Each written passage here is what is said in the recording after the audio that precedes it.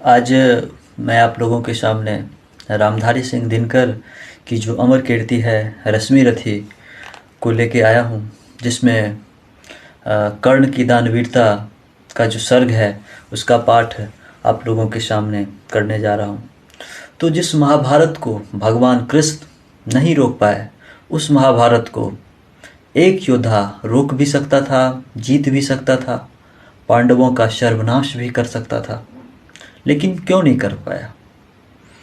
सिर्फ और सिर्फ अपने सिद्धांतों के चलते, सिर्फ और सिर्फ अपने संकल्पों की रक्षा के चलते। महाभारत रोक नहीं पाया तो सिर्फ अपनी मित्रता के चलते।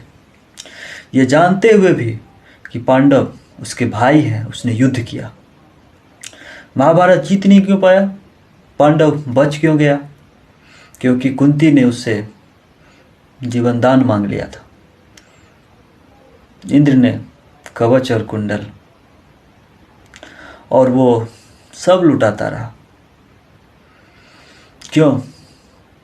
क्योंकि वह मात्र शस्त्र कौशल का नहीं, जीवन मूल्यों का धनी था।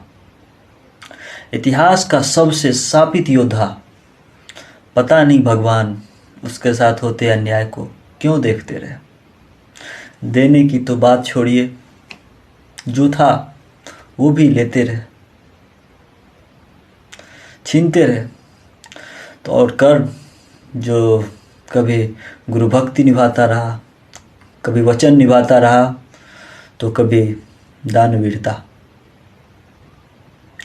समझ में नहीं आता कि पूरे ब्रह्मांड के चराचर को याद रखने वाला इस योद्धा पर अत्याचार को अनदेखा क्यों कर दिया। उस भगवान को द्रौपदी की चीख सुनाई देती है, लेकिन वो कर्ण के अंतर्मन की बात नहीं सुन सकता है। भगवान ने अनदेखा क्यों कर दिया? क्या ये कहा जाए कि सत्य पक्ष को विजय दिलाने में भगवान इतने व्यस्त हो गए कि एक सत्यधारी को ही भूल गए? कर्ण पर जो बीत रहा था वो भगवान ने नहीं सुना होगा क्या? जहाँ तक मैं समझता हूँ, प्रश्न आज भी निरुत्तर है। इसका उत्तर जो है हम लोगों को ढूंढना ही होगा। तो आगे हम लोग जो है कंटिन्यू करते हैं। बहुत कुछ लिखा है दिनकर ने, लेकिन उनका मास्टर स्ट्रोक है रश्मि रथी। क्यों? क्योंकि उनकी कलम ने, रामधारी सिंह दिनकर जी की कलम ने देश को एक ऐसा हीरो दिया जिसका नाम कर्ण था। सूर्यपुत्र होने पर भी पूरा जीवन भेदभाव के अंधेरे में गुजार दिया। जो राजवंशी होते हुए भी अभावों में पला, वो छठवां पांडव कुंती के गर्भ से जन्म लेने के बावजूद जीवन पर्यंत अवैध संतान होने का दंश सहता रहा। उनको महानायक का दर्जा देने वाले रामधारी सिंह दिनकर थे। और जो अद्भुत बात है वो ये है कि महानायक कर्ण, जो कि खलनायकों के खेमे से आता था, कौरवों की तरफ से आता था। ये कहानी तो कर्ण की है, लेकिन इसका जादू ये है कि हर सुनने वाले को ये अपनी कहानी लगती है। खासकर उन लोगों को जिनको अपना स्वर्ग रेडीमेड मीन्स बना बनाया नहीं मिला है, बल्कि एक एक ईंट उन्हें खुद रखनी पड़ी है। तो कृष्ण ने दुर्योधन को समझाया कि पांडवों को 5 ग्राम दे दो और युद्ध टल जाएगा। दुर्योधन राजी नहीं हुआ। कृष्ण जानते थे दुर्योधन जिसके बल पर युद्ध करने को उतावला है वो कोई और नहीं, कर्ण है। कृष्ण ने इस बार कर्ण को भी समझाया कि दुर्योधन का साथ छोड़कर अपने असली परिवार के साथ लौट आए और राज्य भोगे। कर्ण दुर्योधन की मित्रता को धोखा देने पर सहमत नहीं हुआ। उन्होंने साफ कह दिया, मित्रता बड़ा अनमोल रतन, कब उसे तोल सकता है धन। जीवन का मूल समझता हूँ, धन को मैं धूल समझता हूँ। क्योंकि ये वही दुर्योधन था जिसने बड़ी सभा में जो इज्जत पे कीचड़ उछाला जा रहा था सूत पुत्र कह के, और कहा गया जो उस सभा में ये शामिल नहीं हो सकता है, अर्जुन को चैलेंज नहीं दे सकता है, तो वहाँ पे कर्ण को दुर्योधन ने गले लगाया था और अंग देश का राजा बनाया था। तो वो उस मित्रता को आसानी से नहीं भूलने वाला था। तो फिर आगे देखते हैं। अब युद्ध निश्चित था और यह भी निश्चित था कि जब तक कर्ण कौरवों के साथ है और जब तक कर्ण के साथ उसका कवच और कुंडल है, दुर्योधन को हराना असंभव होगा। इस सर्ग में आप देखेंगे कैसे कृष्ण के कहने पर भगवान इंद्र एक ब्राह्मण भिक्षु बनकर कर्ण के पास जाते हैं और उनसे कवच और कुंडल का दान मांग लेते हैं। कर्ण का कवच और कुंडल ये ऊपर से पहना कोई जेवर या गहना नहीं था, कोई वस्त्र नहीं था जिसे बदन से उतारा जा सके, बल्कि ये बदन का हिस्सा था। ये दान देने का मतलब था अपनी चमड़ी छील के दान दे देना और अर्जुन के हाथों अपने मृत्यु के ताम्रपत्र पर हस्ताक्षर कर देना। रामधारी सिंह दिनकर जी के शब्दों में रश्मि रथी का जो ये अंश है वो आप लोगों के सामने मैं कहने जा रहा हूँ। तो कुछ इस प्रकार से रामधारी सिंह दिनकर ने लिखा है। प्रेम यज्ञ अति कठिन, कुंड में कौन वीर बलि देगा। तन मन धन सर्वस्व होम कर, अतुलनीय यश लेगा। हरि के सम्मुख बेनहार, जिसकी निष्ठा ने मानी। धन्य धन्य राधे, बंधुता के अद्भुत अभिमानी। कृष्ण के समझाने पे भी ये नहीं माना। फिर आगे देखते हैं। और वीर जो किसी प्रतिज्ञा पर आकर अड़ता है, सचमुच उसके लिए उसे सब कुछ देना पड़ता है। नहीं सदा भीषिका दौड़ती, द्वार पाप का पाकर। दुख भोगता कभी पुण्य को भी मनुष्य अपना कर। प्रण करना है सहज, कठिन है लेकिन उसे निभाना। सबसे बड़ी जांच है व्रत का अंतिम मूल्य चुकाना। अंतिम मूल्य न दिया अगर, तो और मूल्य देना क्या। करने लगे मोह प्राणों का, तो फिर प्रण लेना क्या। सस्ती कीमत पर बिकती रहती जब तक कुर्बानी, तब तक सभी बने रह सकते हैं त्यागी बलिदानी। पर महंगी में मोल तपस्या का देना दुष्कर है। हंस कर दे यह मूल्य, न मिलता वह मनुष्य घर घर है। जो नर आत्मदान से अपना जीवन घट भरता है, वह मृत्यु के मुख में भी पड़कर ना कभी मरता है। जहाँ कहीं है ज्योति जगत में, जहाँ कहीं उजियाला, वहाँ खड़ा है कोई अंतिम मोल चुकाने वाला। व्रत का अंतिम मोल राम ने दिया त्याग सीता को। जीवन की संगणी प्राण की मणि को सुपनीता को। दिया अस्थि देकर दधीची ने, शिव ने अंग कुतर कर। हरिश्चंद्र ने कफन मांगते हुए सत्य पर अड़कर। ईसा ने संसार हेतु सूली पर प्राण गवाकर। अंतिम मूल्य दिया गांधी ने 3 गोलियां खाकर। सुन अंतिम ललकार, सुन अंतिम ललकार, मोल मांगते हुए जीवन की। सरमद ने हंसकर उतार दी त्वचा समूचे तन की। हंस कर लिया मरण ओठों पर, जीवन का व्रत पाला। अमर हुआ सुकरात जगत में, पीकर विष का प्याला। मार कर भी मनसुर नियति की, सह पाया न ठिठोले। उत्तर में 100 बार चीख कर बोटी बोटी बोले। दान जगत का प्रकृत धर्म है, मनुज व्यर्थ डरता है। एक रोज तो हमें स्वयं सब कुछ देना पड़ता है। बचते वही समय पर जो सर्वस्व दान करते हैं। ऋतु का ज्ञान नहीं जिनको, वे देकर भी मरते हैं। तो अब हम लोग आगे रामधारी सिंह दिनकर के शब्दों में जो ये रश्मि रथी लिखा गया है उसको देखने वाले हैं।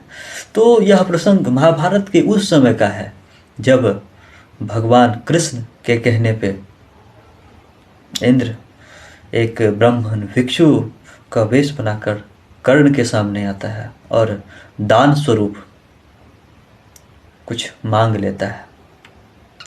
और कर्ण जो कि रवि पूजन के समय जो भी याचक उसके सामने आता है उसको वो खाली हाथ कभी नहीं जाने देता है। और आज वो भिक्षु कर्ण के सामने कुछ मांगने के उद्देश्य से आया है। अब वो क्या मांगता है आगे हम लोग देखते हैं। वो कवच और कुंडल दान स्वरूप मांग लेता है। और कर्ण यह जानता है कि महाभारत में जब तक उसके पास कवच और कुंडल है, मारना तो दूर, कोई उसे छू भी नहीं सकता।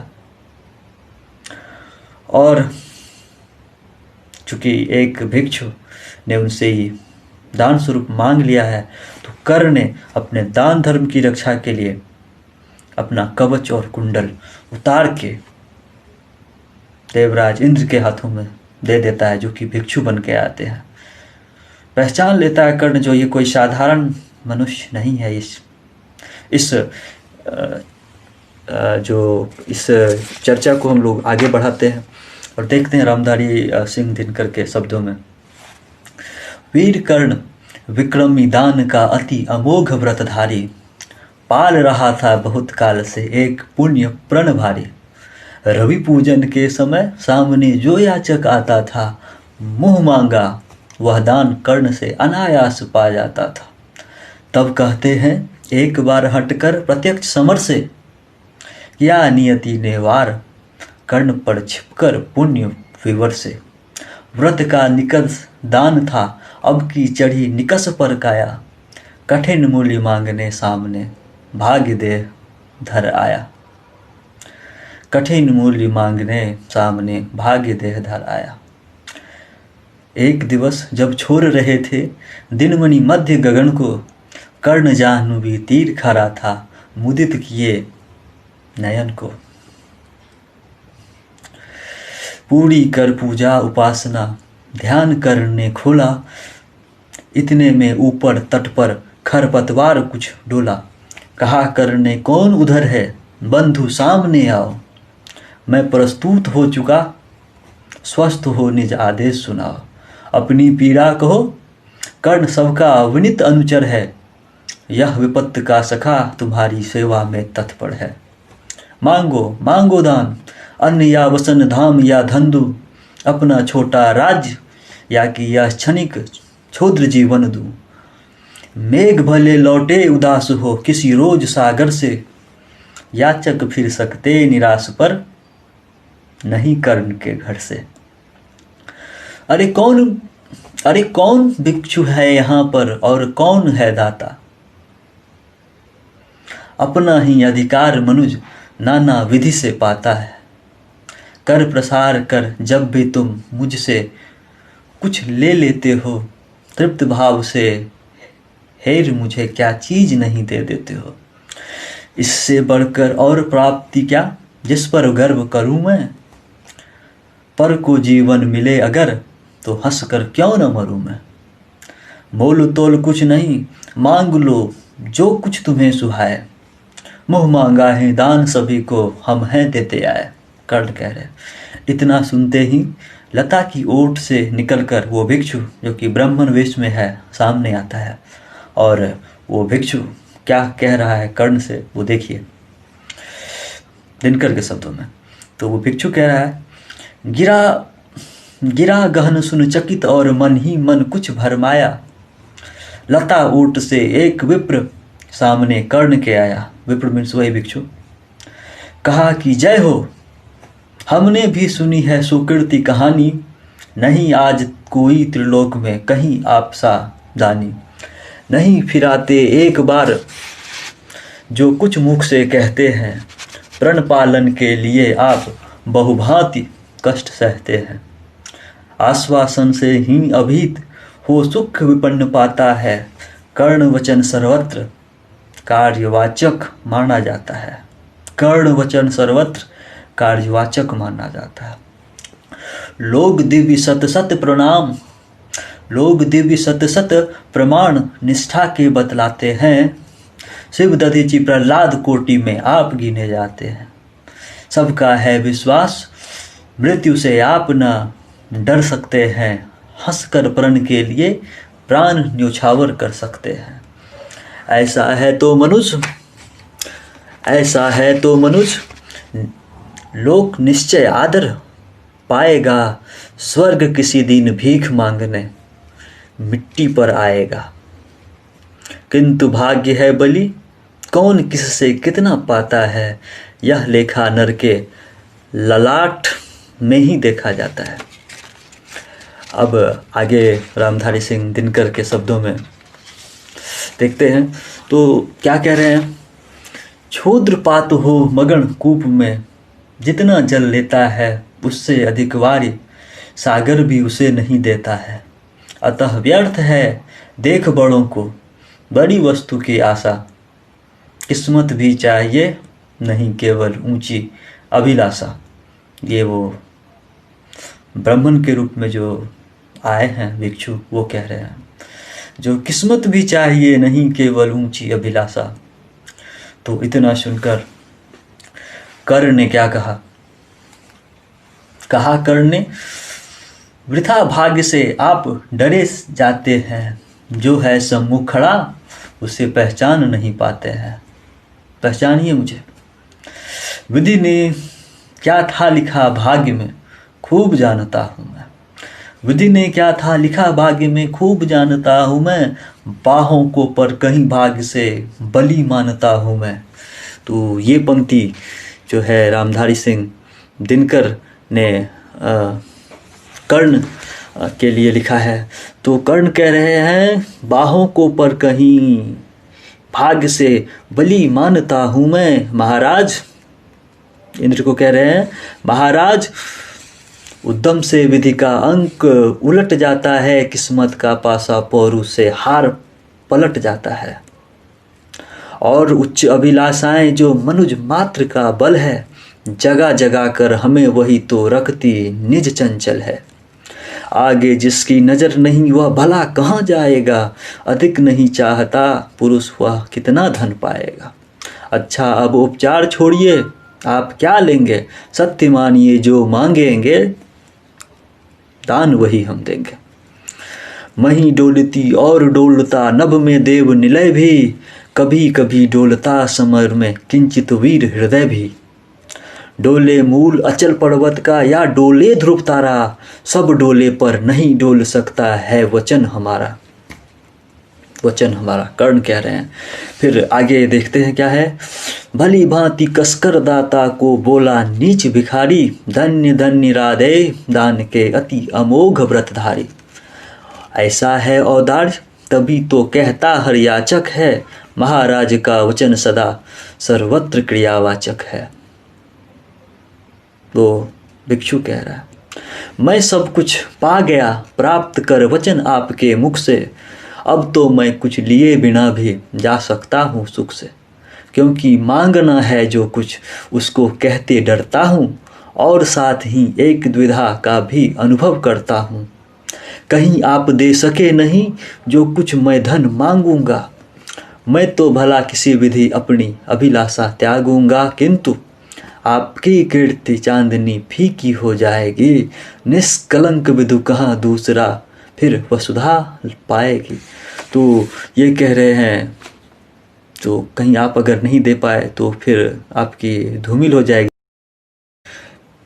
फिर आगे देखते हैं क्या होता है। वो भिक्षु कह रहा है सुकर्म क्या संकट में डालना मनस्वी नर को। प्रण से डिगा आपको दूंगा क्या उत्तर जग भर को। सब कोसेंगे मुझे कि मैंने पुण्य मही का लूटा। मेरे ही कारण अभंग प्रण महाराज का टूटा। अतः विदा दें मुझे खुशी से मैं वापस जाता हूँ। बोल उठा राधे कर्ण तब बोल उठता है बोल उठा राधे, आपको मैं अद्भुत पाता हूँ। सुर हैं या कि यक्ष हैं अथवा हरि के माया चढ़ हैं, समझ नहीं पाता कि आप नर हैं या योनितर हैं। भला कौन सी वस्तु आप मुझ नश्वर से मांगेंगे, जिसे नहीं पाकर निराश हो अभिलाषा त्यागेंगे। गो धरती धन धाम वस्तु जितनी चाहे दिलवा दूं, इच्छा हो तो शीश काट कर पद पर यहीं चढ़ा दूं। या यदि साथ लिया जाए जीवित सदैह मुझको ही, हमको साथ ले चलिए, तो भी वचन तोड़कर होऊंगा नहीं विप्र का द्रोही। चलिए साथ चलूंगा मैं साकल्प आपका ढोते, सारी आयु बिता दूंगा चरणों को धोते धोते। वचन मांग कर नहीं मांगना दान बड़ा अद्भुत है, कौन वस्तु है जिसे न दे सकता राधा का सुत है। विप्रदेव मांगिए छोड़ संकोच वस्तु मन चाही, मरूं अयस की मृत्यु यदि एक बार भी कहूँ नहीं। तो फिर कर्ण कहते हैं आप मांगिए, एक बार भी अगर मैंने ना कहा तो फिर आगे देखते हैं। सहम गया सुन शपथ कर्ण की, हृदय विप्र का डोला, नयन झुकाए भिक्षु साहस समेट कर बोला। भिक्षु बोलता है साहस समेट के, धन की लेकर भीख नहीं मैं घर भरने आया हूँ, और नहीं नृप को अपना सेवक करने आया हूँ। यह कुछ मुझको नहीं चाहिए, देव धर्म को बल दें, देना हो तो मुझे कृपा कर कवच और कुंडल दें। कवच और कुंडल, विद्युत छू गई कर्ण के तन को, पर कुछ सोच रहस्य कहा उसने गंभीर कर मन को। समझा तो यह और न कोई, आप स्वयं सुरपति हैं। पहचान गया ये भगवान है, सुरपति है। देने को आए प्रसन्न हो, तप को नई प्रगति है। धन्य हमारा सुयस आपको खींच वहीं पर लाया, स्वर्ग भीख मांगने आज सच ही मिट्टी पर आया। क्षमा कीजिए इस रहस्य को तुरंत न जान सका मैं, छिप कर आए आप नहीं इससे पहचान सका मैं।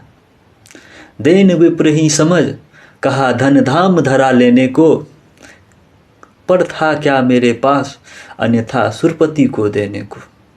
केवल गंध जिन्हें प्रिय उनको स्थूल मनुज क्या देगा, और व्योमवासी मिट्टी से दान भला क्या लेगा। फिर भी देवराज भिक्षुक बनकर यदि हाथ पसारे हैं, जो भी हो इस पर सुयोग को हम क्यों अशुभ विचारें। अतः आपने जो मांगा है दान वही मैं दूंगा, शिव दधीचि की पंक्ति छोड़कर जग में अयस न लूंगा। पर कहता हूँ मुझे बना निस्त्राण छोड़ते हैं क्यों, कवच और कुंडल लेकर प्राण छोड़ते हैं क्यों। यह शायद इसलिए कि अर्जुन जिए आप सुख लूटें, व्यर्थ न उसके सर अमोघ मुझसे टकरा कर टूटे। उधर करे बहुभांति पार्थ की स्वयं कृष्ण रखवाले, और इधर मैं लड़ूं लिए यह देह कवच से खाले। तनिक सोचिए वीरों का यह योग समर क्या होगा, इस प्रकार से मुझे मारकर पार्थ अमर क्या होगा। एक बाज का पंख तोड़कर करना अभय अपर को, सुर को शोभे भले नीति यह नहीं शोभती नर को। यह तो निहत सर्व पर चर आखे टक पद पाना है, जहर पिला मृगपति को उस पर पौरुष दिखलाना है। यह तो साफ समर से होकर भीत विमुख होना है, जय निश्चय हो जाए तबे रिपु के सम्मुख होना है। देवराज हम जीत सकते न, देवराज हम जिसे जीत सकते न बाहु के बल से, क्या है उचित उसे मारे हम न्याय छोड़कर छल से। हार जीत क्या चीज वीरता की पहचान समर है, सच्चाई पर कभी हार कर भी ना नहारता नर है। और पार्थ यदि बिना लड़े ही जय के लिए विकल है, तो कहता हूँ इस जय का एक उपाय सरल है। कहिए उसे मोम की मेरी एक मूर्ति बनवाए, और काट कर उसी जगत में कर्ण जयी कहलाए। जीत सकेगा मुझे नहीं वो और किसी विधि रण में, कर्ण विजय की आस तड़प कर रह जाएगी मन में। जीते जूझ समर वीरों ने सदा बाहु के बल से, मुझे छोड़ रक्षित जन्मा था कौन कवच कुंडल में। मैं ही था अपवाद आज वह भी विभेद हरता हूँ, कवच छोड़ अपना शरीर सबके समान करता हूँ। अच्छा किया कि आप मुझे समतल पर लाने आए, हर तनुत्र दैवीय मनुज सामान्य बनाने आए। आज आप हमको सामान्य बनाने के लिए आए। अब न कहेगा जगत कर्ण को ईश्वरीय भी बल था, जीता वह इसलिए कि उसके पास कवच कुंडल था। महाराज किस्मत ने मेरी की न कौन अवहेला, किस आपत्ति गर्त में उसने मुझको नहीं धकेला। किस आपत्ति गर्त में उसने मुझको नहीं धकेला। जन्मा जाने कहाँ पला पद दलित सूत के कुल में, पड़ी भव सहता रहा विफल प्रोत्साहन हित व्याकुल में। द्रोण देव से हो निराश वन में भृगुपति तक धाया, बड़ी भक्ति की पर बदले में साप भयानक पाया। गुरु परशुराम से इनको श्राप मिल गया था। और फिर आगे देखते हैं क्यों हुआ था, वो हम अगले एपिसोड में फिर बताने वाले हैं एक और वीडियो के साथ रश्मि रथी का। तो आगे देखते हैं। बड़ी भक्ति की पर बदले में साप भयानक पाया, और दान जिसके कारण ही हुआ ख्यात मैं जग में, आया है बन विघ्न सामने आज विजय के मग में। ब्रह्मा के हित उचित मुझे क्या इस प्रकार छलना था, हवन डालते हुए यज्ञ में मुझको ही जलना था। सबको मिली स्नेह की छाया नई नई सुविधाएं, नियति भेजती रही सदा पर मेरे हित विपदाएं। मन ही मन सोचता हूँ यह रहस्य भी क्या है, खोज खोज घेरती मुझी को जाने क्यों विपदा है। और कहें यदि पूर्व जन्म के पापों का यह फल है, तो फिर विधि ने दिया मुझे क्यों कवच और कुंडल है। समझ नहीं पड़ती विरंची की बड़ी जटिल है माया, सब कुछ पाकर भी मैंने यह भाग्य दोष क्यों पाया। जिससे मिलता नहीं सिद्धि फल मुझे किसी भी व्रत का, उल्टा हो जाता प्रभाव मुझ पर आधर्म सुगत का। गंगा में ले जन्म वारी गंगा का पी न सका मैं, किए सदा सत्कर्म छोड़ चिंता पर जी न सका मैं। जाने क्या मेरी रचना में था उद्देश्य प्रकृति का, मुझे बना आगार सूरता का करुणा का धृति का। देवोपम गुण सभी दान कर जाने क्या करने को, दिया भेज भूपर केवल बाधाओं से लड़ने को। फिर कहता हूँ नहीं व्यर्थ राधे यहाँ आया है, एक नया संदेश विश्व के हित वह भी लाया है। स्यात उसे भी नया पाठ मनुजों को सिखलाना है, जीवन जय के लिए कहीं कुछ कर्तव्य दिखलाना है। और फिर कहते हैं जो राधे जो कि इनको पाला है, इसलिए ये राधे का पुत्र खुद को समझते हैं। वह कर्तव्य है यह कि सुर जो चाहे कर सकता है, नियति भाल पर पुरुष पाँव निज बल से धर सकता है। वह कर्तव्य है यह कि शक्ति बसती न वंश या कुल में, बसती है यह सदा वीर पुरुषों के वक्ष पृथुर में। आगे हम लोग वह कर्तव्य यह कि विश्व ही चाहे रिपु हो जाए, दगा धर्म दे और पुण्य चाहे ज्वाला बरसाए, पर मनुष्य तब भी न कभी सत्य पथ से टल सकता है, बल से अंधड़ को धकेल वह आगे बढ़ सकता है।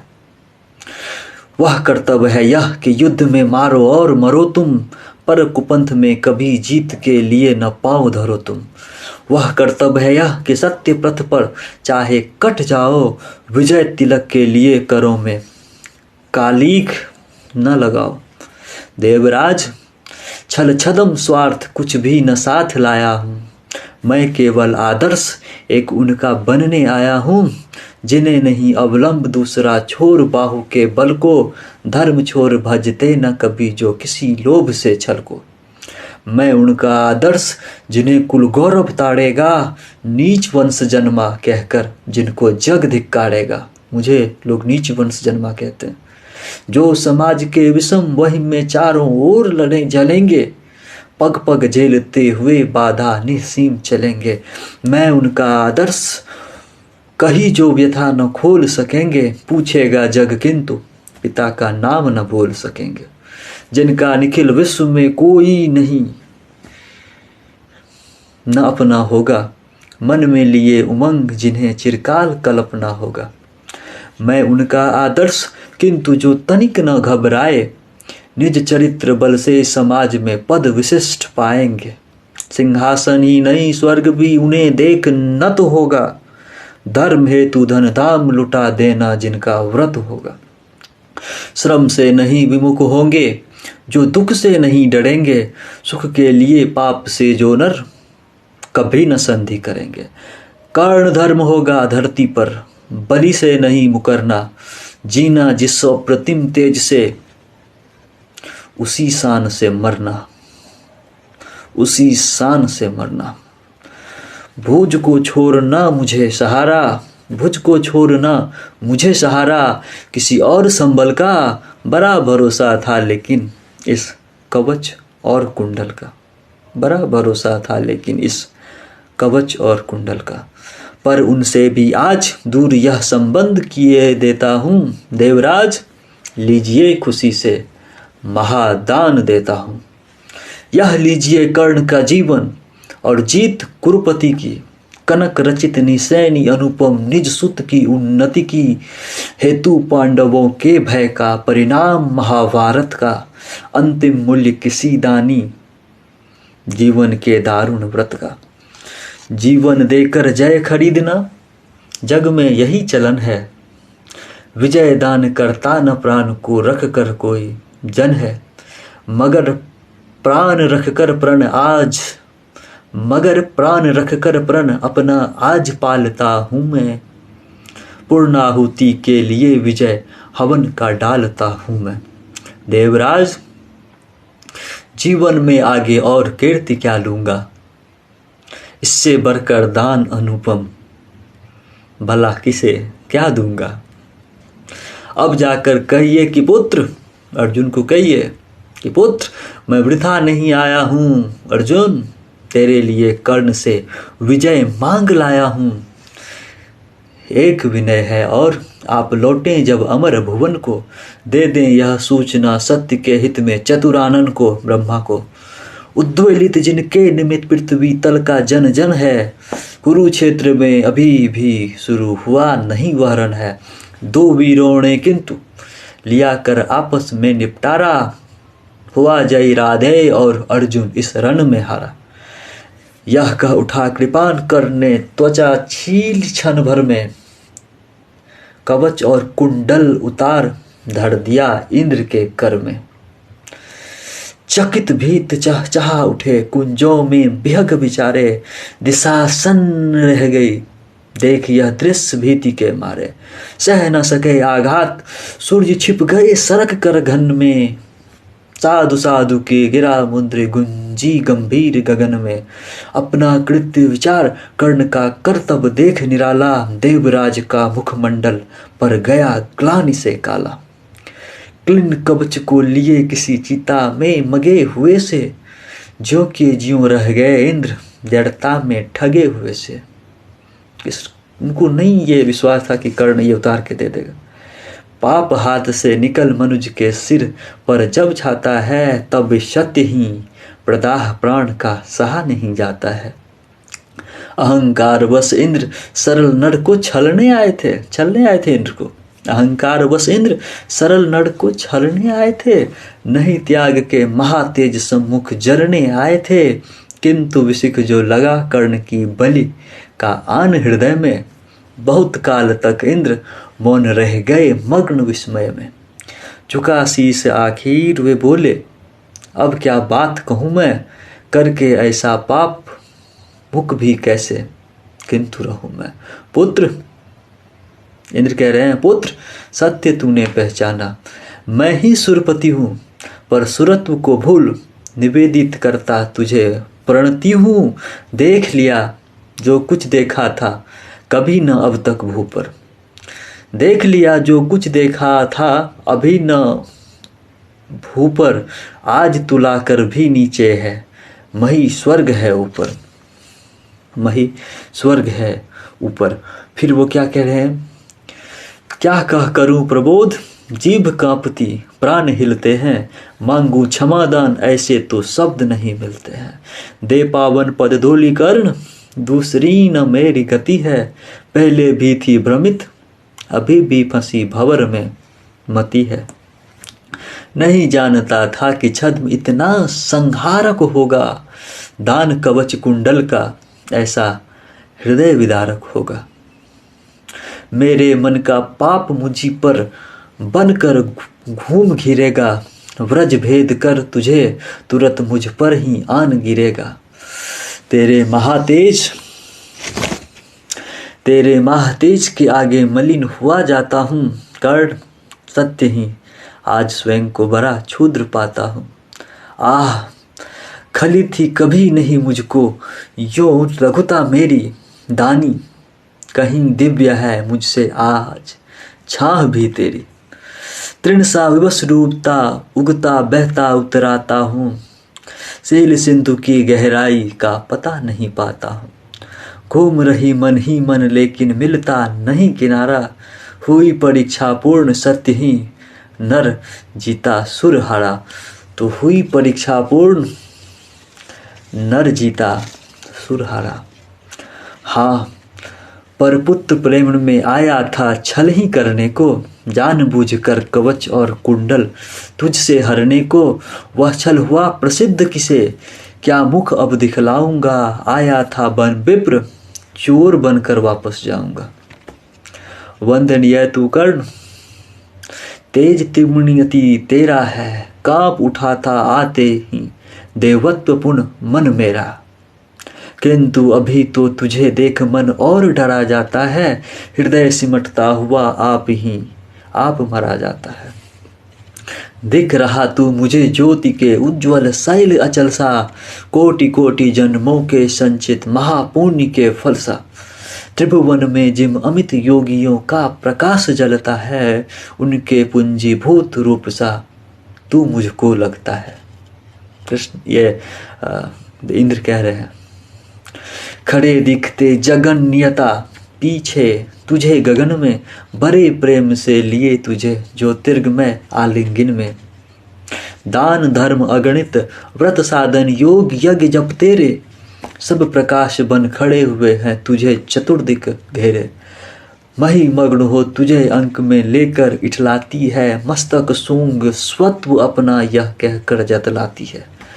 इसने मेरे अमित मलिन पुत्रों का दुख मेटा है। सूर्य पुत्र यह नहीं, कर्ण मुझ दुखिया का बेटा है। सूर्य पुत्र यह नहीं, कर्ण मुझ दुखिया का बेटा है।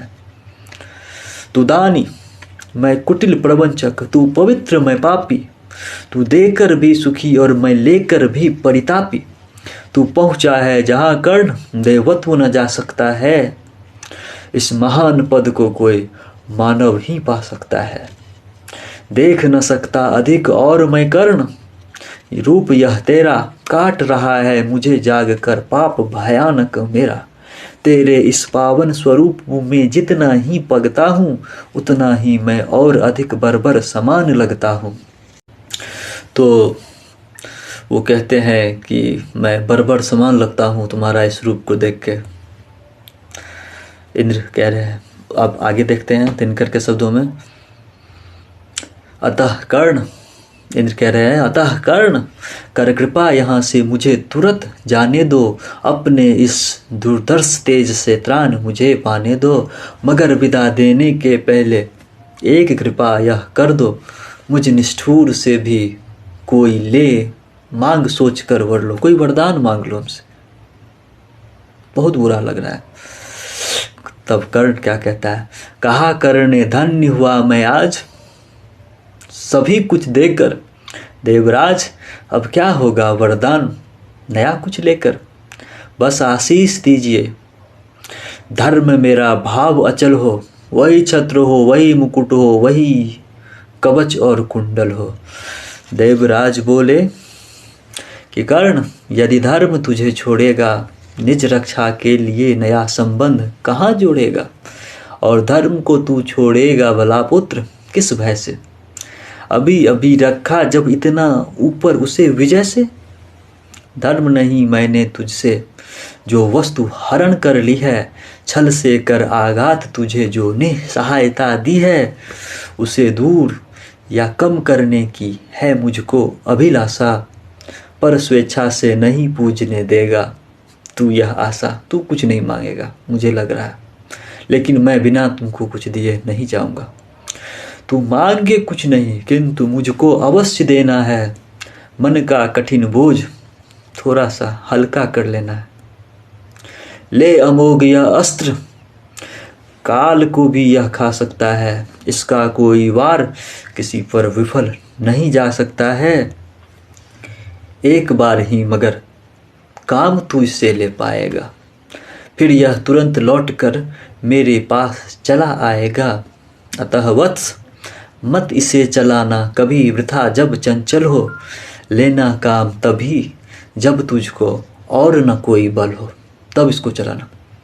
दानवीर जय हो, महिमा का गान सभी जन गाएं, देव और नर दोनों ही तेरा चरित्र अपनाए। दे अमोघ सरदान सिधारे देवराज अंबर को, व्रत का अंतिम मूल्य चुका कर गया कर्ण निज घर को। और इस प्रकार से कर्ण ने अपने जो दान धर्म का रक्षा के लिए अपना कवच और कुंडल दान में देवराज इंद्र को दे देता है। और रश्मिरथी को हम लोग कंटिन्यू करेंगे और एक और वीडियो आप लोगों के सामने लेके आएंगे रश्मिरथी का, जिसमें कि कर्ण की गुरु भक्ति के बारे में हम लोग रामधारी सिंह दिनकर का जो कृति है उसको हम लोग पढ़ेंगे। धन्यवाद।